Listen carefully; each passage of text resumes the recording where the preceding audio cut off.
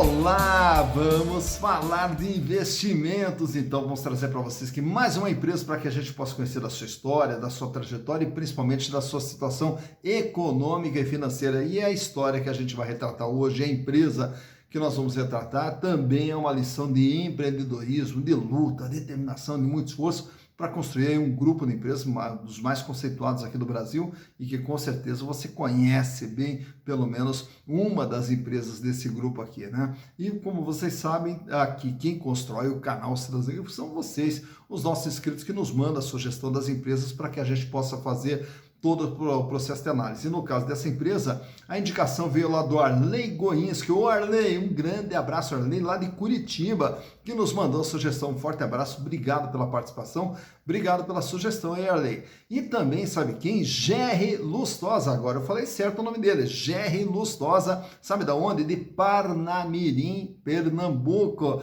Ô Gerry, que bom ter você com a gente. E assim como também o seu amigo é de Parnamirim, o Joaquim Lima. Ô Joaquim, que bom ter você com a gente também, Joaquim. Um prazer, tanto o Gerry e o Joaquim, lá de Parnamirim, Pernambuco. Um grande abraço para todo o pessoal de Pernambuco, que sempre também está acompanhando aqui as nossas análises aqui dentro do canal Silas Negra. E obrigado aí pela sugestão de todo mundo que participa nesse processo de construção e de repartição de conhecimentos. E você também pode participar entrando aqui, ó, canal Silas Negra. Aproveita, faça a sua inscrição, dá um like e venha junto conosco nesse processo de construção e repartição de conhecimento. E a empresa indicada lá pelo Arley, pelo Gerry e pelo Joaquim é a Guararapes Confecções S.A. Talvez o nome Guararapes você não esteja tão familiarizado, né, com essa marca aí, mas daqui a pouquinho você já vai ver, você conhece bem essa empresa aí, né? Mas, para a gente retratar um pouquinho o que é a Guararapes Confecções, vamos voltar no tempo, contar um pouquinho da história, a história de um garotinho de 12 anos de idade chamado Nevaldo Rocha. O Nevaldo Rocha, com 12 aninhos de idade apenas, ali criado no sertão nordestino, aí procurando uma oportunidade de vida melhor, ele se muda para Natal, né? E aí em Natal vai tanto para estudar como também para começar a trabalhar. E aí foi trabalhar numa relojaria, aí vendendo relógios ali na cidade de Natal e foi aprendendo a arte da venda, né? E aí justamente com esse aprendizado todo na área de vendas, ainda na década de 40, junto com o seu irmão, com o Newton Rocha, eles abrem uma pequena loja de confecções chamada A Capital, né? E aí então começam a vender agora confecções. E aí surge a ideia também de montar uma pequena indústria de confecções, só que essa indústria de confecções eles montaram em Pernambuco. E aí então montaram uma pequena indústria de confecções que na sequência se transformou em Guararapes Confecções, né? E a ideia dessa Guararapes Confecções era justamente produzir as confecções para serem vendidas na loja A Capital. Porém, a produção foi aumentando e aí eles começaram a abrir outras lojas para ir escoando todo o volume de produção que eles foram desenvolvendo. Aí no ano de 1951, então daí essa pequena indústria passou a ser chamada de Guararapes Confecções e mudou-se de Pernambuco lá para o Rio Grande do Norte, né? No ano de 1956, praticamente produziam todas as peças apenas para as lojas deles. No ano de 1958, já mudando a fábrica lá para Natal, a fábrica começou a ganhar corpo, começou a se expandir ainda mais. Na década de 70, o filho do Nevaldo foi trabalhar com o pai, o Flávio Rocha. O Flávio Rocha começou desde criança trabalhando com o pai e foi aprendendo como que funcionava todo o processo de produção e todo o processo administrativo e comercial da empresa. Inclusive, foi do Flávio Rocha também a ideia da criação de uma das marcas mais conceituadas do Grupo Guararapes, que era a marca Pool, né? O jeans Pool, camisas Pool, também foi ideia do Flávio Rocha. No ano de 1979, aí o que acontece? Precisando escoar ainda mais a produção, eles compram uma rede de lojas aqui do Brasil chamada Riachuelo. E a partir de então, as lojas Riachuelo agora são parte desse grupo Guararapes. E aí a coisa vai se desenvolvendo cada vez mais, abrindo mais lojas em todo o Brasil, principalmente ali na fase do surgimento dos shoppings em todo o Brasil. Eles foram ampliando a participação da Riachuelo por todo o Brasil. No ano de 2005, eles constroem o maior shopping lá do Rio Grande do Norte, que é o Midway Mall, né? E aí, na sequência também, no ano de 2008, eles montam uma financeira também chamada Midway Financeira, que era justamente o braço financeiro desse grupo Guararapes, que envolve, então, tanto a parte de shopping, a parte de financeira, a loja e as lojas Riachuelo. E hoje a Guararapes, praticamente toda a produção da Guararapes vai para as lojas Riachuelo. Então é esse grupo de empresas que a gente vai analisar a partir de agora. Para tanto, eu trouxe para vocês os balanços de 2019, 2020 e 2021 e vamos ver através dos números como que está a situação da Guararapes Confecções ou da Riachuelo, se assim você preferir. Então, vamos aos números. Bem, então aqui estamos com as demonstrações contábeis da Guararapes Confecções S.A. referentes 2019 e 2020 e as informações mais recentes apresentadas pela companhia no ano de 2021. E vamos ver através dos números como que vem sendo o comportamento da Guararapes Confecções. Começando lá pelo ano de 2019, ali quando você olha ali o total do ativo, o que é esse total do ativo aqui? É tudo aquilo que tem dentro da empresa. Então, se olharmos assim, qual é o patrimônio total da empresa? 12 bilhões 602 milhões de reais. E desse valor aqui nós temos 7 bilhões 509 que estão alocados no ativo circulante, no capital de giro, o que representava 59,6% de tudo que a empresa possuía. E ele é formado pelo caixa equivalente, que é o dinheiro da empresa, 1,5 bilhão, né, no ano de 2019 que ela tinha em caixa, banco e aplicação.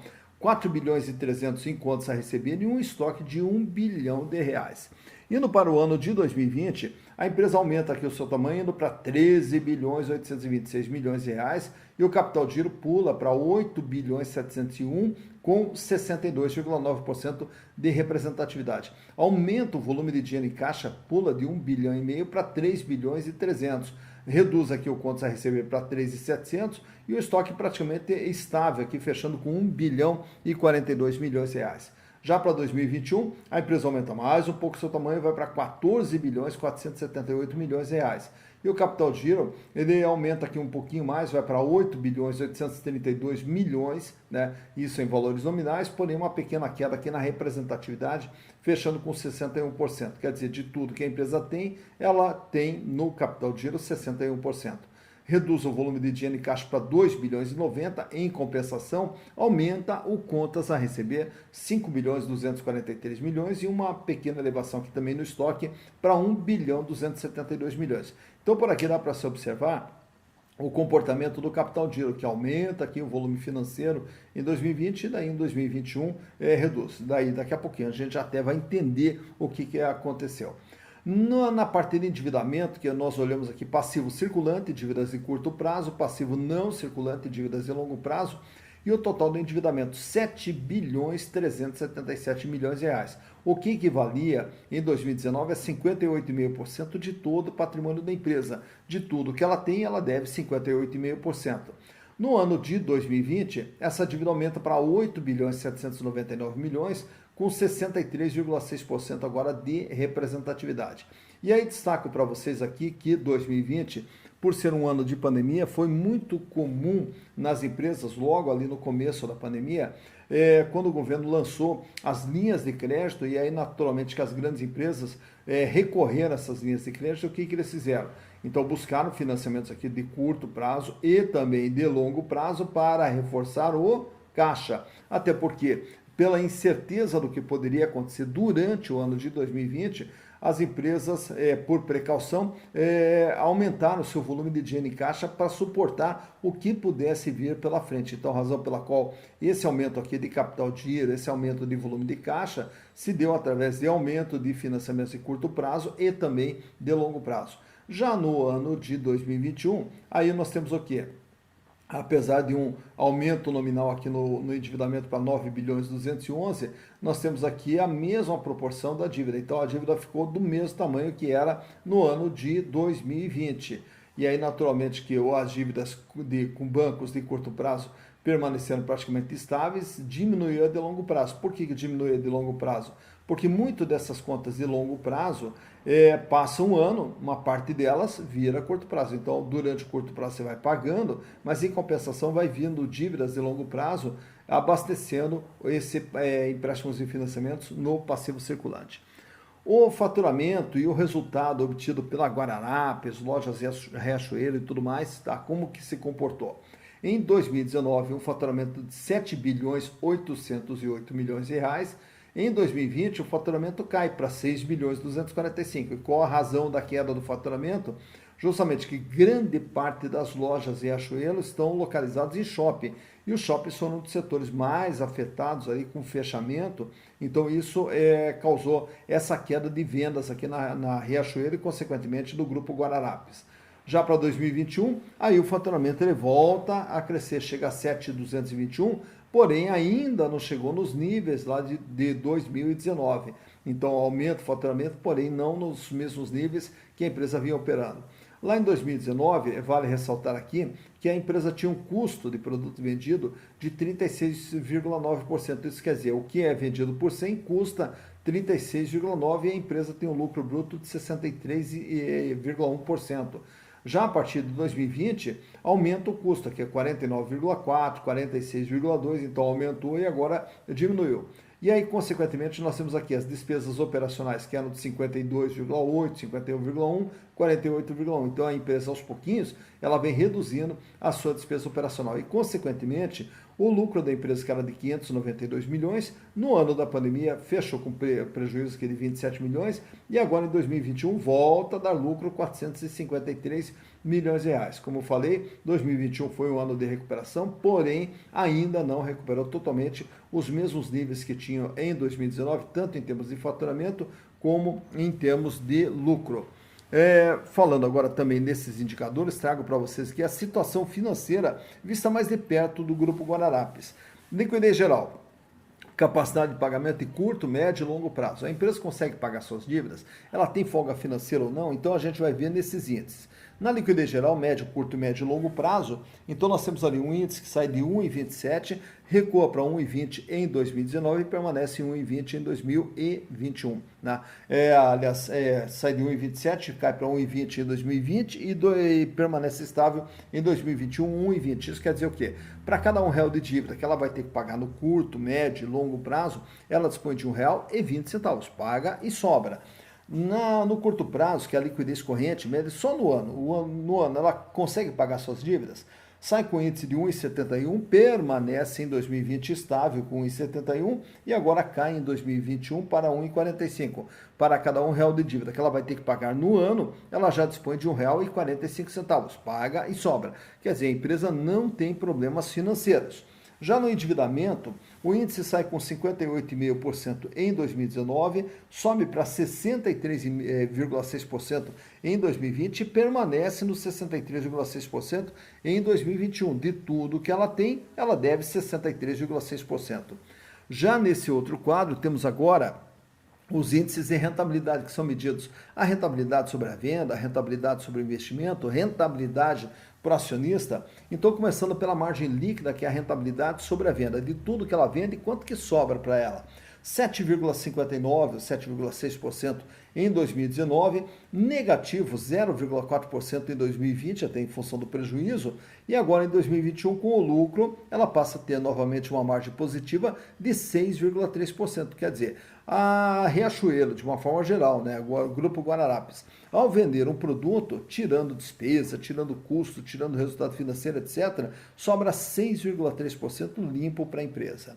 Já na rentabilidade do ativo, que é o ganho sobre investimento, ele sai positivo de 4,7% em 2019, em 2020 negativo 0,2% e volta a ser positivo agora em 2021 com 3,1%. Em relação a todo investimento feito, a empresa ganha 3,1%. E a rentabilidade do PL, que é a rentabilidade do acionista, o acionista que já estava dentro da empresa, quanto que ele ganhou em 2019? 11,3%. Em 2020, perdeu 0,5%.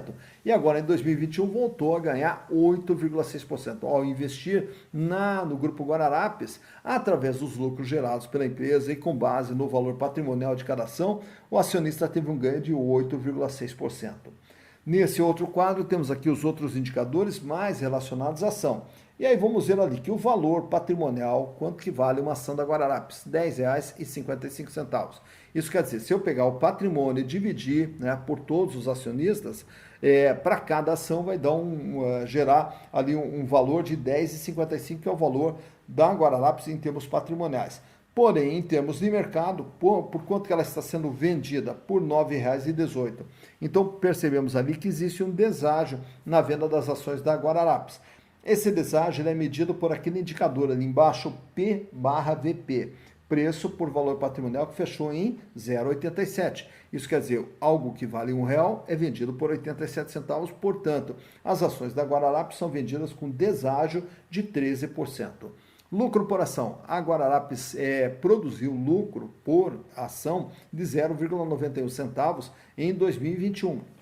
Então, através dos lucros que a empresa produziu, ao distribuir, vamos dizer, para cada ação, esse lucro daria 91 centavos, o que, em percentual, dá um ganho de 10% em cima do valor de mercado da ação. Já desse lucro, nem todo ele é distribuído, parte dele só é distribuído através da decisão tomada na Assembleia dos Acionistas. E aí, o dividendo por ação em 2021 da Guararapes fechou em 40 centavos. Temos ali para fechar esses indicadores o PIL, P/R, que é o preço barra lucro. O que quer dizer o preço barra lucro? É você pegar o preço de uma ação, dividir pelo lucro que ela gera, e aí você vai ver quantos anos você vai precisar para, através dos lucros, ter o retorno do seu investimento. O que, no caso da Guararapes, fechou em 10,11. Então, você vai precisar de 10 anos para ter o retorno do investimento feito dentro da empresa. Naturalmente que esse retorno sobre o investimento ele muda de um instante para outro de acordo com a cotação das ações, já que ele é baseado também no valor de mercado de cada ação. E fechando agora os índices da Guararapes, trago para vocês esse gráfico que você pode buscar lá no Google, digitando lá o ticket da empresa, que é o GUAR3, né? E aí você vai ver como que as ações da Guararapes vêm se comportando ao longo dos 5 últimos exercícios, né? Através das cotações que ela vem apresentando na Bolsa. Lá em 2017, março de 2017, as ações eram cotadas na faixa de R$ 9,50 aproximadamente. E aí, durante o ano de 2017, ela experimenta ali uma sequência de altas até chegar praticamente a R$ 20. E aí ela permanece estável ali por um bom tempo, ali em torno de R$ 20. Quando começa 2018, ela cai e volta lá para a faixa dos 11, 12 reais cada ação. Aí, quando vai chegando perto do final do ano de 2018, sobe novamente, vai lá na faixa dos 20 reais, tem ali umas pequenas quedas no intervalo, mas ela vem ali com uma tendência de alta, chegando a R$ 21, fica um pouquinho estável em 21, aí ela dispara. E quando ela dispara, ela atinge o topo dela com R$ 30,45, isso lá em fevereiro de 2020.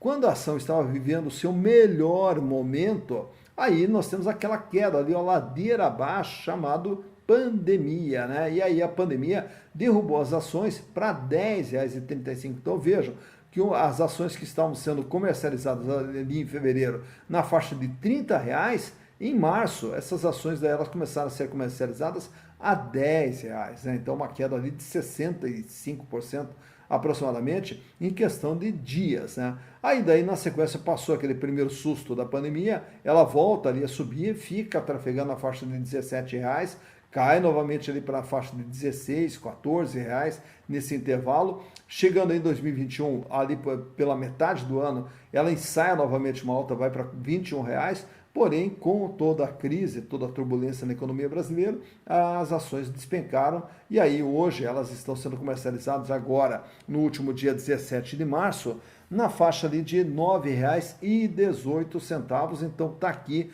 você observa através desse gráfico quando a ação esteve mais cara e quando que a ação esteve mais barata ao longo dos últimos 5 anos. Então, mais uma empresa analisada, a Guararapes Confecções S.A., em homenagem lá ao Arley Goinski, ao Gerry Lustosa e ao Joaquim Lima. Muito obrigado aí pela participação de vocês, né? Então, conhecemos aí mais uma empresa. E por aí dá para ter uma ideia, né, da quantidade de empresas que hoje nós temos listadas na Bolsa, né? Então, são muitas opções de investimento que nós temos aí. Ao analisar a B3, a gente vai ver a quantidade enorme de opções de investimento. Agora, é claro que com todas essas opções, aí a gente vai ter que ter um critério para escolher em qual empresa que nós vamos investir. E o critério básico é o que a gente sempre fala aqui.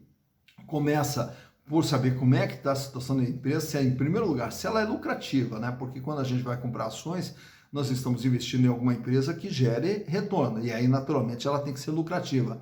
A empresa não pode apresentar risco de você investir, daqui a pouco a empresa quebrar e você perder seu investimento. Então, nós temos que avaliar a situação financeira, a situação econômica. E aí, na sequência, dentro dos outros indicadores, aí a gente vai verificar se essa ação está barata ou se ela está cara, para você poder entrar naquele momento. Ou também, se for o caso, para você sair daquela empresa naquele momento. Então, é um conjunto de observações que a gente vai ter que fazer para escolher qual é a melhor opção de investimento que a gente vai ter. Por quê? Porque ao investir é um investimento de risco. Investir na bolsa é risco e é um investimento de longo prazo. Então não tem aquela história assim de vou comprar ações hoje, daqui a um mês eu vou vender. Calma, não é bem assim. Então ele tem que ser um investimento de longo prazo, mas a empresa ela tem que ser sólida, a empresa ela tem que ser boa, e a gente procura aqui retratar para vocês. Naturalmente que retratamos todas as empresas aqui, tanto as boas e as não tão boas assim. E aí, naturalmente, dentro de todas essas análises,